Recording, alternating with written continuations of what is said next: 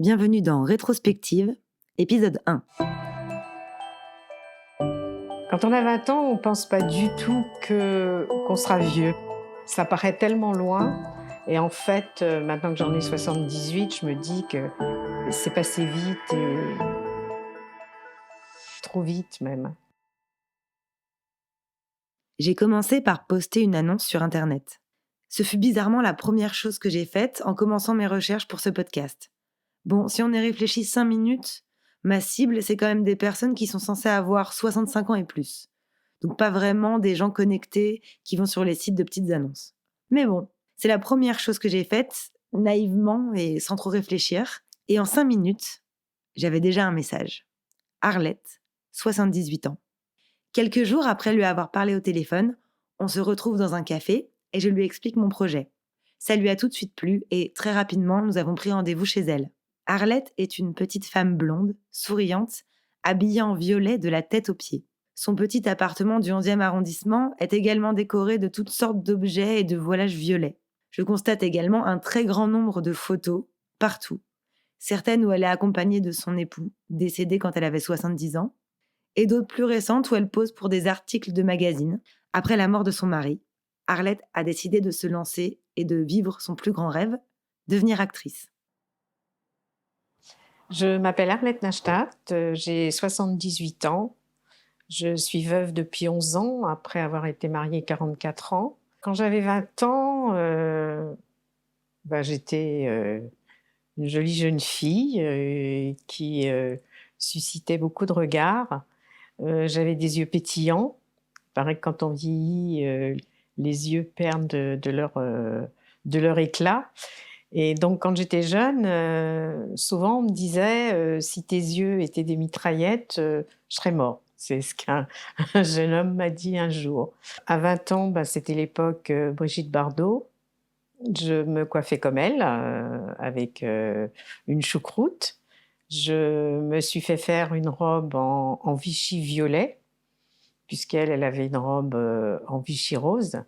Et c'est donc depuis cette époque de mes 20 ans que je m'habille en violet, que c'est une couleur que j'apprécie. Et à 20 ans, j'étais encore chez mes parents, qui étaient des gens un peu sévères. Je sortais pas beaucoup.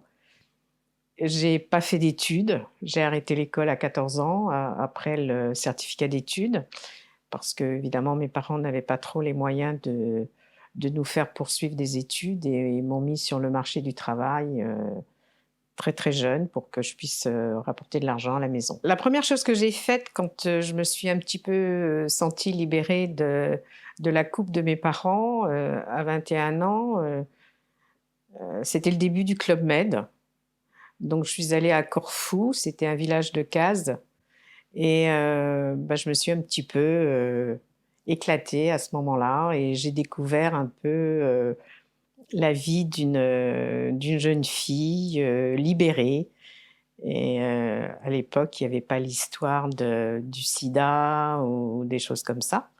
Donc, c'était la première fois où je sentais les regards des garçons, que j'ai eu 2 aventures. Bon, j'ai pas fait ce que tous les jeunes faisaient à l'époque, surtout les garçons qui comptabilisaient le nombre de filles qu'ils avaient pendant leur séjour. Bon, moi, en 15 jours, 3 semaines même, disons que j'ai eu deux aventures. À 20 ans, c'est pas énorme. Quand je me regardais dans le miroir à 20 ans, je me trouvais jolie, mais je trouvais que, étant donné que mes parents étaient assez sévères avec moi, ils ne me laissaient pas sortir, que c'était presque dommage de ne pas profiter. Quand on a 20 ans, on ne pense pas du tout qu'on sera vieux. On se voit belle, attirante, qui est regardée. Moi, j'aimais bien être regardée. D'ailleurs, j'étais très contente que mon mari me regarde pendant 44 ans. Mais à 20 ans, on ne pense pas du tout qu'un jour, on sera vieux, qu'on ne pourra plus marcher, qu'on ne pourra plus faire les choses qu'on fait quand on a 20 ans. Ça paraît tellement loin. Et en fait, maintenant que j'en ai 78, je me dis que c'est passé à une vitesse, incroyable. J'ai pas vu le temps passer, peut-être aussi parce que j'ai été heureuse pendant 44 ans. J'ai pas eu un mari, à qui je peux faire des reproches et regretter. Donc c'est passé vite et trop vite même. Pour moi, j'ai toujours 20 ans. Je me comporte, comme une gamine, d'ailleurs, c'est ce qui a plu à mon mari quand, il m'a rencontrée, j'avais 22 ans. Il pensait que j'en avais 16 ou 17 parce que je faisais pas mon âge et il osait pas me fréquenter parce que lui en avait déjà 30 et c'est ce côté qui lui a plu, le côté femme-enfant que même à mon âge, je cultive parce que j'ai pas envie de vieillir, j'ai pas envie d'être la mamie, lambda, qui reste à la maison, qui tricote, qui s'occupe de ses petits-enfants. Mais moi, je veux être une mamie moderne, qui sort, qui bouge, qui fait des choses. Je vis à 200 à l'heure, je suis jamais fatiguée et si je fais rien, c'est là où je me sens mal. Moi, faut que je bouge, que je fasse des choses et j'ai la chance, d'avoir eu une deuxième vie en me lançant dans le cinéma il y a 8 ans. Ça fera 8 ans demain. Le 23 août 2011, j'ai commencé et depuis, bah, je fais que ça. Je cours les castings, les tournages, voilà, c'est ma vie. Je continue à me trouver belle parce que je fais tout pour.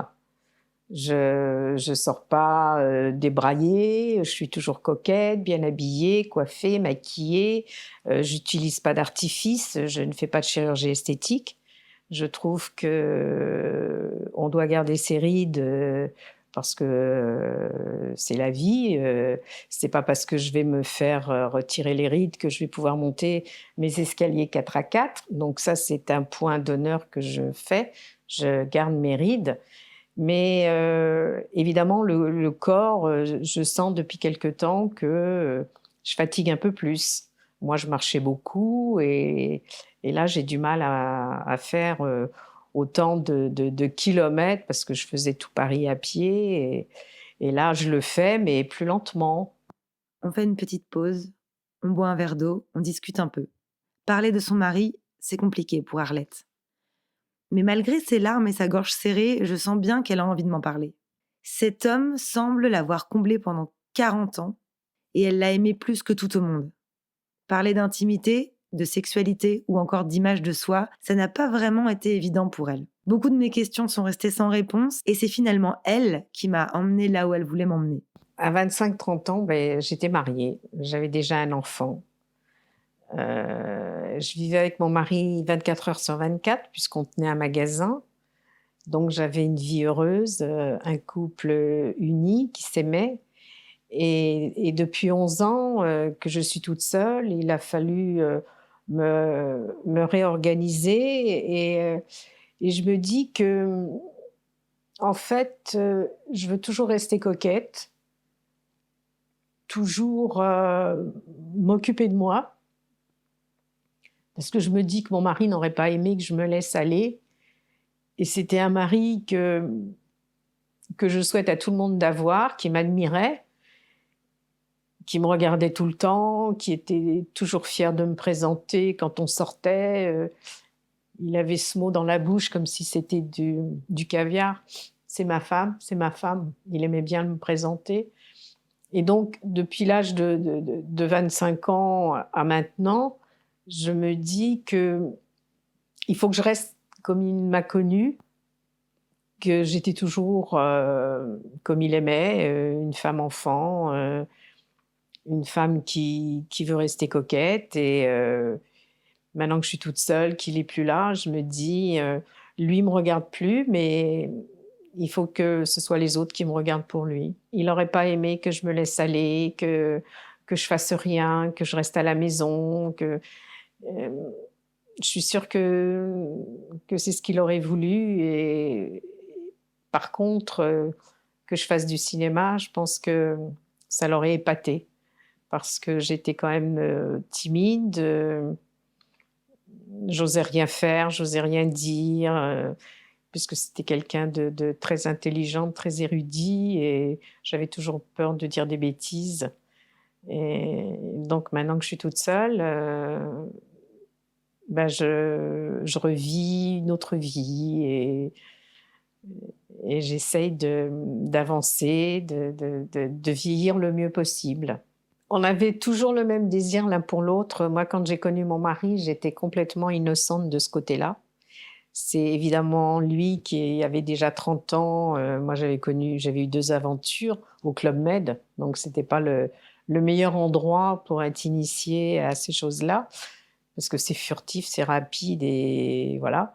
Et donc c'est lui qui m'a initiée, c'était un très bon amant, donc il m'a quand même appris plein de choses que je connaissais pas.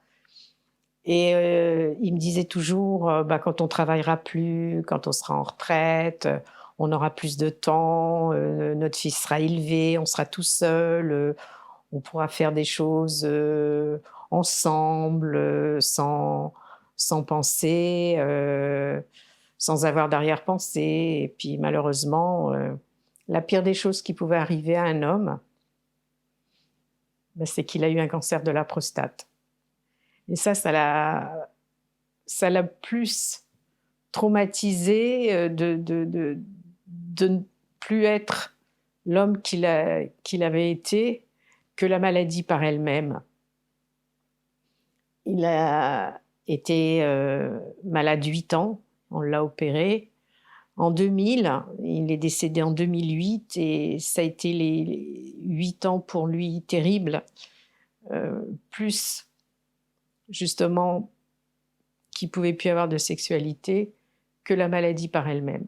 Moi, dans tout ça, j'étais obligée de subir, d'essayer de le rassurer en disant que c'était pas important pour moi, mais c'est vrai que c'est frustrant, mais il était tellement déçu d'avoir ça, de ne pas pouvoir, comme on dit, pas pouvoir faire l'amour, puisque c'était plus le même homme. Il était même jusqu'à se faire, je suppose qu'il n'y a pas beaucoup d'hommes qui peuvent le faire, et qu'un médecin lui avait prescrit, des piqûres qui se faisaient dans la verge, parce qu'il avait plus, il pouvait plus, et il se les faisait tout seul, et c'était un moyen pour lui de se sentir encore un homme. Et ça a été terrible, terrible. Je pense que je pense que ça l'a fait partir plus vite quand il était à l'hôpital, et il prenait pas ses médicaments parce qu'il voulait pas se voir se dégrader, être grabataire et être un poids pour moi, et je pense qu'il s'est laissé mourir. Il aurait pu tenir encore un petit peu, mais il a cherché à terminer le plus vite possible. Quand il a vu que de toute façon il y avait plus rien à faire, et du jour où il a su qu'il pouvait plus avoir de sexualité, ça a été terrible pour lui. J'étais pas assez femme libérée pour peut-être l'aider. C'est quelque chose que je regrette, que j'ai pas su moi l'aider. Voilà, je le laissais faire, et moi je savais pas ce qu'il fallait faire. Ça fait 11 ans qu'il est plus là, ça fait 11 ans que je suis toute seule, ça fait 11 ans que j'ai pas eu d'aventure, mais à la limite, on dit qu'en vieillissant, les femmes ont plus de besoins, on n'a pas besoin de Viagra, et je me dis que maintenant, bah, j'aimerais bien trouver quelqu'un, refaire ma vie, et avoir encore une sexualité, mais comme on dit, ça se trouve pas sous le sabot d'un cheval, et j'avais un mari tellement, tellement aimant et tellement extraordinaire que automatiquement, je sais que je ferai des comparaisons, et j'ai pas envie non plus d'avoir une aventure qui se termine. À mon âge, avoir du chagrin, j'ai pas envie. Quand tu es jeune, tu te dis que on peut trouver quelqu'un d'autre et recommencer, mais À mon âge, je ne vais pas avoir des aventures toutes les semaines, tous les mois. Donc j'attends de trouver le bon, mais depuis 11 ans, j'ai pas trouvé. Je ne sais pas si c'est toutes les femmes. Moi, à mon âge, j'aurais des envies d'avoir une sexualité, de rencontrer quelqu'un. Donc éventuellement, il faudrait que je trouve quelqu'un de plus jeune, parce que j'ai pas envie de tomber sur un monsieur de 75-80 ans qui lui peut plus, veut plus, et moi j'ai envie. Donc peut-être que ça se fera, peut-être que ça se fera pas, et que je finirai ma vie toute seule, je sais pas. Je peux pas présager de l'avenir, mais moi je voudrais bien. Et il paraît que plus tu vieillis, plus la libido pour les femmes revient, que les hommes moins, mais les femmes plus. Je ne jalouse pas du tout les jeunes. Je me dis que parfois même c'est les jeunes qui m'envient. Elles ne font pas ce que moi je fais, elles n'ont pas le courage, elles n'ont pas l'envie, elles n'ont pas l'élan. Parce que les filles, ou même les garçons, sont fatigués. Moi, j'ai cette chance, malheureusement, d'être insomniaque et de, malgré ça, faire beaucoup de choses et d'être très active dans la journée. C'est mon moteur, c'est ma vie, et il faut que je bouge. Et c'est quand je bouge pas que je reste à la maison que je suis fatiguée. Mais si j'ai des choses à faire, la vie est formidable, quoi, parce qu'il y a toujours quelque chose à faire. J'ai toujours voulu être comédienne. Et que ça arrive maintenant, un peu tard, parce qu'évidemment, je ne vais pas en profiter très longtemps, mais c'est quand même extraordinaire. Je ne m'attendais pas du tout à ça. Il faut croire en ses rêves. Et à la fin de ma pièce, je dis « Rêvons nos vies, vivons nos rêves ». Et c'est une chose qui arrive quand on s'y attend le moins. Parce que le jour où j'ai commencé, le 23 août 2011, que je me suis retrouvée sur un tournage qui s'appelait Turf de Fabio Antonioni, qui était un film sur les courses hippiques, où ils avaient besoin de beaucoup de figurants. Je me suis dit, ça sera peut-être une expérience d'une fois, peut-être qu'il n'y aura pas de suite. Et j'ai eu de la chance que ça s'est enchaîné. Et que depuis 8 ans, j'arrête pas. Donc il faut y croire, il faut pas lâcher. Et malheureusement, comme je dis aussi dans ma pièce, et surtout vieillissez, les seniors ont la cote. Ce qui me rend heureuse, c'est d'avoir réussi ce que j'ai toujours voulu. C'était pas évident. Et de se dire, j'ai réussi, j'y suis arrivée, c'est extraordinaire, c'est impensable. Après cette matinée passée avec Arlette, je n'ai plus du tout l'impression de parler à une femme de 78 ans. J'avais eu du mal à la tutoyer au début et maintenant, j'avais l'impression de parler à une de mes copines. Nous avons continué à papoter un moment après l'interview. C'est vraiment un plaisir de passer du temps avec cette femme pleine d'énergie. Je ressens pourtant dans ses yeux une grande solitude. La vie après le casting, après les tournages, c'est aussi, comme elle dit, rentrer chez elle et se coucher seule. C'est pas évident tous les jours. Je l'admire beaucoup d'avoir cette force en elle pour poursuivre son rêve malgré tout et ne pas se laisser submerger par cette solitude. Elle nous prouve que tout est possible, à n'importe quel âge, si on s'en donne les moyens et la force. Bravo à toi Arlette, et merci pour ta confiance. Merci à vous d'avoir écouté. Je vous retrouve très bientôt dans un nouvel épisode de Rétrospective.